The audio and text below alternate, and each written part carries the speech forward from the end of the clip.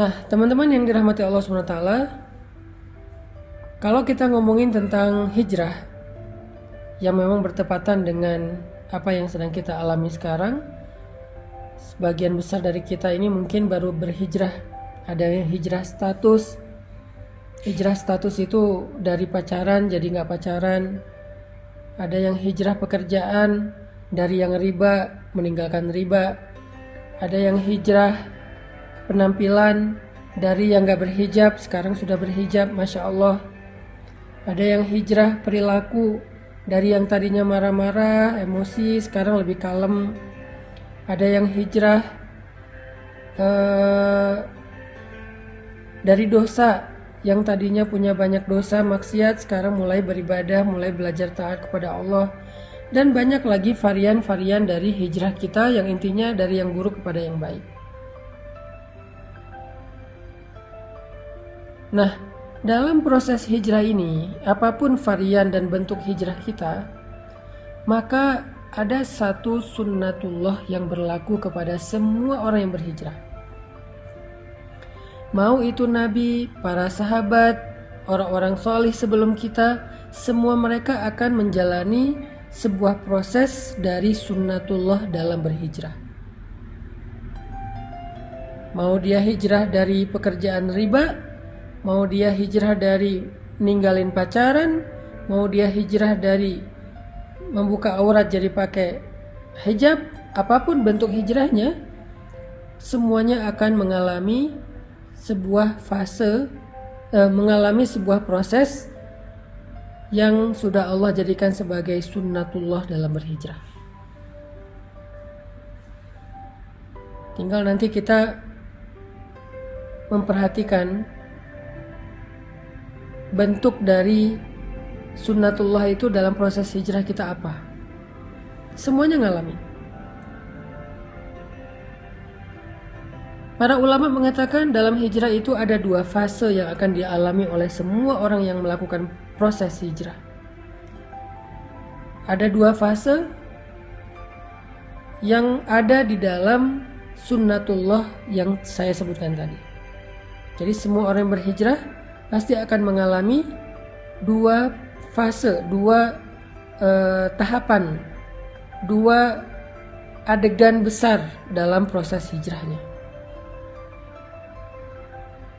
Fase yang pertama kata ulama adalah fase ibtila.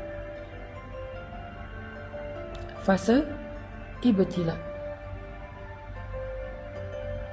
Dan fase yang kedua adalah fase tamkin.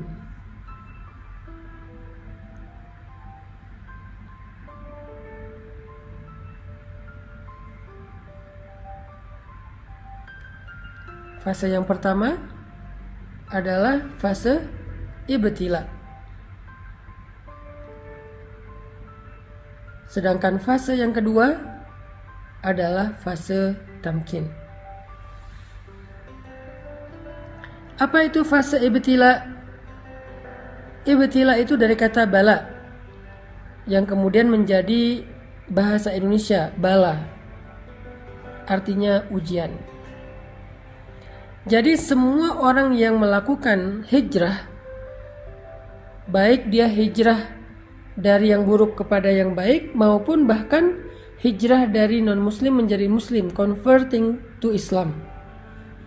Semua yang menjalankan proses pergantian ini, shifting ini, converting ini kepada yang lebih baik, berhijrah di jalan Allah, maka dia akan mengalami fase yang pertama semuanya, yaitu fase ibtila, fase ujian. Semuanya. Maka nanti teman-teman bisa ngecek di dalam Al-Quran, yaitu surat Al-Ankabut ayat pertama, kedua, dan ketiga. Surat Al-Ankabut, coba kita buka Al-Quran. Surat Al-Ankabut. Surat Al-Ankabut itu surat 29, ayat pertama, kedua, dan ketiga.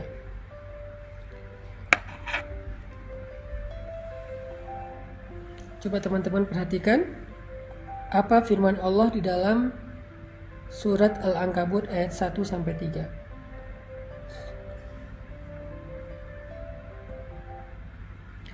A'udzu billahi minasy syaithanir rajim.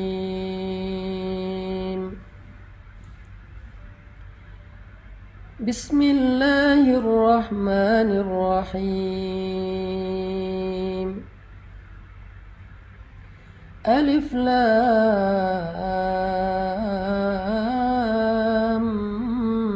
Mim.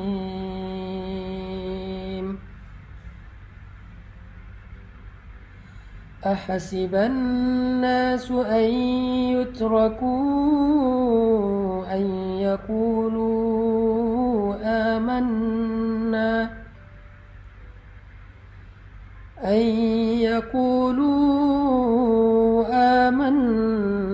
wa hum la yuftanun.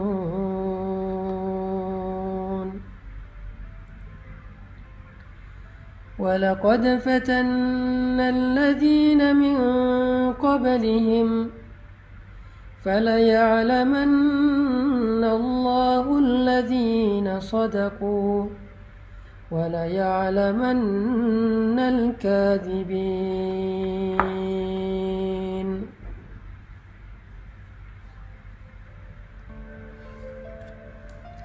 Alif Lam Mim. Apakah manusia mengira akan dibiarkan saja dia berkata kami telah beriman, sedangkan mereka tidak lagi diuji? Padahal sungguh kami telah menguji orang-orang sebelum mereka.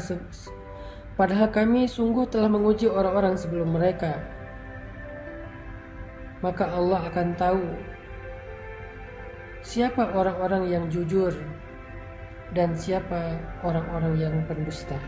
Shadaqallahul adzim. Ini adalah janji Allah kepada setiap orang yang berhijrah. Orang yang mengatakan saya pengen berubah. Orang yang mengatakan saya pengen beriman. Orang yang mengatakan saya pengen bertaubat. Orang yang mengatakan saya pengen ninggalin riba. Orang yang mengatakan saya pengen ninggalin pacaran. Orang yang mengatakan saya pengen ninggalin masa lalu yang penuh dengan dosa. Lalu Allah mengatakan, hasiban nasu ayyutraku ayyakulu amanna wa hum la yuftanun. Apakah mereka manusia mengira akan dibiarin aja mengatakan hal-hal itu? Mengatakan beriman, mengatakan pengen taubat, mengatakan pengen hijrah, mengatakan pengen memperbaiki diri, mengatakan pengen masuk Islam, mengatakan pengen meninggalkan riba, meninggalkan pacaran, berhijab, akan dibiarkan aja ngomong kayak gitu? Sedangkan mereka tidak diuji? Ini pertanyaan dari Allah dalam bentuk, ini pernyataan dari Allah dalam bentuk pertanyaan. Jadi Allah menyampaikan sebuah berita, bentuknya pertanyaan, kayak sindiran gitu. Seolah-olah Allah pengen ngasih tahu, emang kalian pikir dengan udah berhijrah, udah selesai, Allah gak akan nguji lagi. Harus ada fase ujian yang dilewati, namanya fase ibtila. Dan ternyata itu bukan hanya kita alami sendiri, tetapi orang sebelum kita pun mengalami hal yang sama, padahal mereka lebih baik dan lebih soleh daripada kita.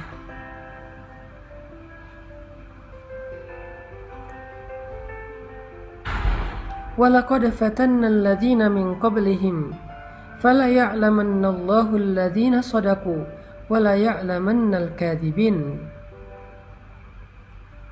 Dan sungguh kami sudah pernah menguji orang-orang sebelum mereka, sehingga Allah tahu siapa di antara mereka yang benar, yang jujur, dan siapa di antara mereka yang dusta.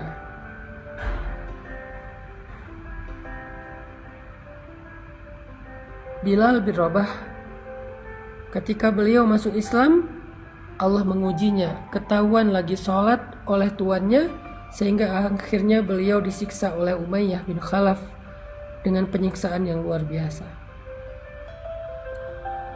Asiyah istri Fir'aun ketahuan sudah beriman kepada agamanya Musa, langsung disalib di pohon korma oleh suaminya sendiri sampai wafat.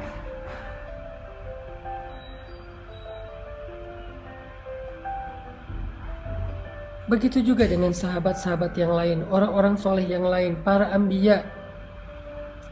Ketika mereka berjalan di jalan Allah, apakah itu dakwah, apakah itu masuk Islam, apakah itu berhijrah, ketika mereka melangkah di jalan Allah, maka fase pertama yang akan mereka lalui adalah fase ibtila. Semuanya sama. Semuanya mengalami fase itu, fase ibtila.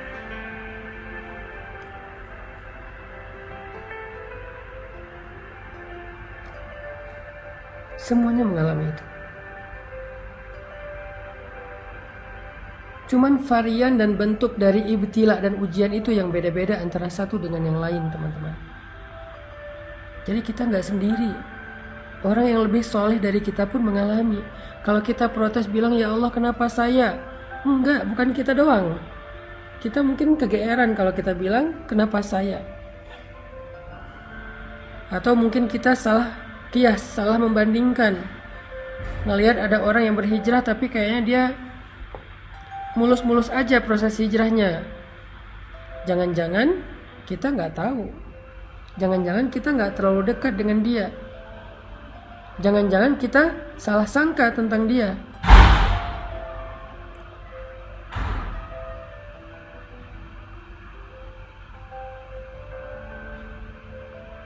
Semua, kata Allah, semua orang yang berhijrah, semua orang yang melangkah di jalan Allah pasti akan diuji dengan ujian-ujian, ibtila.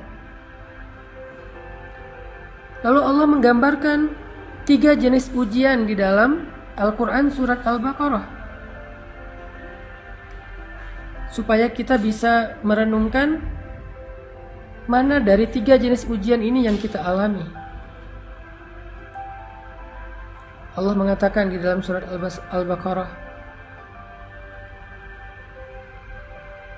Am hasibtum an tadkhulul jannah walamma ya'tikum mathalul ladzina khalau min qablikum.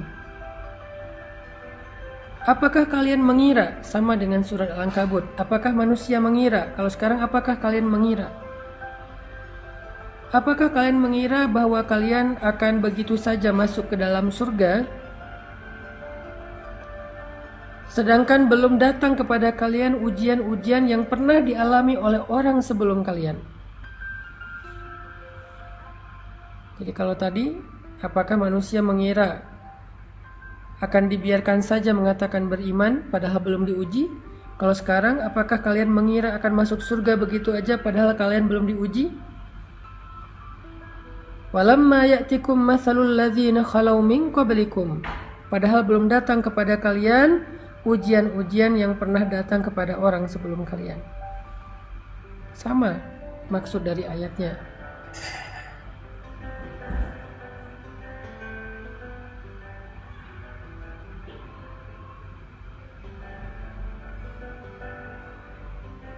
Lalu setelah itu Allah menjelaskan 3 bentuk dari ujian. 3 bentuk ujian.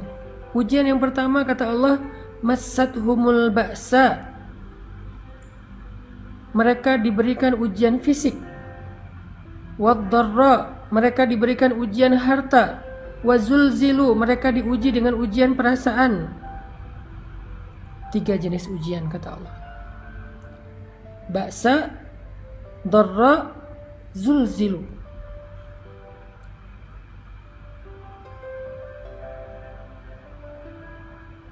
Ada ujian fisik, ada ujian harta, ada ujian perasaan. Tergantung dengan orangnya, kondisinya, bentuk hijrahnya. Kalau tadi kita membaca mbaknya sedang diuji dengan ujian harta, yang ketika dia meninggalkan pekerjaan yang ada ribanya, maka kemudian dia tidak mendapatkan pekerjaan lain sehingga dia sekarang mengalami kesulitan secara finansial. Ini ujian dharra, ujian harta. Massathumul ba'sa wadh-dharra wazulzilu.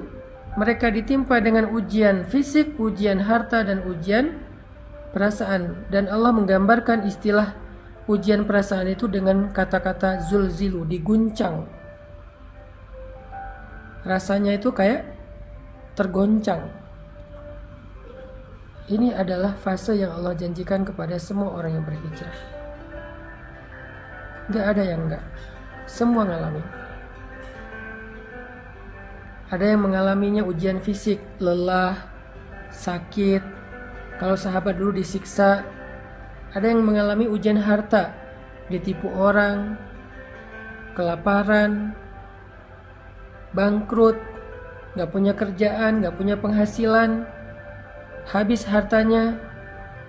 Ada yang diuji dengan ujian perasaan, disakiti, ditinggalkan, dikhianati, dihina, dicela, dicemooh, digibahin, difitnah, dan seterusnya.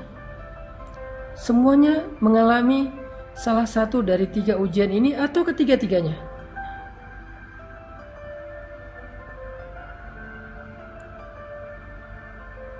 Saking beratnya ujian yang dialami oleh Nabi dan para sahabat,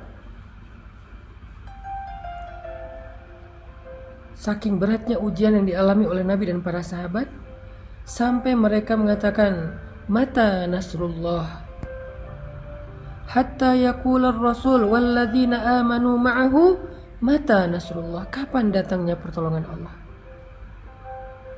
Saking beratnya ujian mereka. Kapan datangnya pertolongan Allah? Kapan kita keluar dari ujian ini? Kapan semua ini selesai? Kapan semua ini berakhir? Mata nasrullah. Nabi loh yang nanya, sahabat yang nanya, saking beratnya ujian mereka. Allah menjawab, ala inna nasrullahi qarib. Bukankah pertolongan Allah sudah dekat? Bukankah pertolongan Allah sudah dekat? Apa maksud Allah di dalam ayat ini? Maksudnya semakin berat ujian yang kita alamin, maka semakin dekat kita kepada pertolongan Allah, yaitu fase kedua dalam hijrah. Fase kedua dalam hijrah, yaitu fase tamkin namanya. Kalau fase pertama, fase ibtila. Fase kedua, fase tamkin. Fase ditolong oleh Allah SWT. Fase ketika Allah membukakan jalan keluar. Wa may yattaqillaha yaj'al lahu makhraja. Siapa yang sabar, yang taat, yang istiqomah, bertakwa kepada Allah, Allah kasih jalan keluar. Tapi sebelum Allah kasih jalan keluar, ada fase yang harus dia lalui, yaitu fase sabar, fase ujian. Itulah takwa. Karena takwa bukan sekedar ibadah, tetapi kesabaran dalam menghadapi ujian. Itulah fase yang akan kita lalui, atau yang sedang kita lalui buat sebagian yang baru berhijrah. Itu semuanya ngalamin. Jadi ketika kita mengalami fase ibtila, fase ujian kayak gini, la tahzan, jangan berkecil hati. La tay'as, jangan putus asa. La taqlaq, jangan ragu kepada pertolongan Allah. Kenapa? Itu bukan tanda-tanda bahwa kita salah memilih jalan. Karena jalan yang kita pilih dulu, yang kita lalui dulu itu adalah jalan yang salah. Jadi ketika kita meninggalkan jalan yang salah itu, walaupun kita belum menemukan jalan yang lebih baik, maka setidaknya kita sudah meninggalkan jalan yang salah, yang buruk, yang merugikan kita. Dan itu sebuah kemajuan, itu sebuah kebaikan. Jangan sampai kita menyesal meninggalkan pekerjaan yang ada ribanya dengan mengatakan, duh, sekarang saya nggak punya penghasilan, saya nggak punya pemasukan, saya nggak punya pekerjaan. Sedih juga sih udah ninggalin kerjaan yang dulu. Kalau dulu masih ada penghasilan, walaupun haram. Enggak. Keadaan kita sekarang tanpa penghasilan itu lebih baik daripada dulu ketika kita mendapatkan harta-harta yang haram. Sekarang tuh lebih baik. Walaupun mungkin sedikit merepotkan keluarga. Ada ujian tadi, dihina orang, diomongin orang,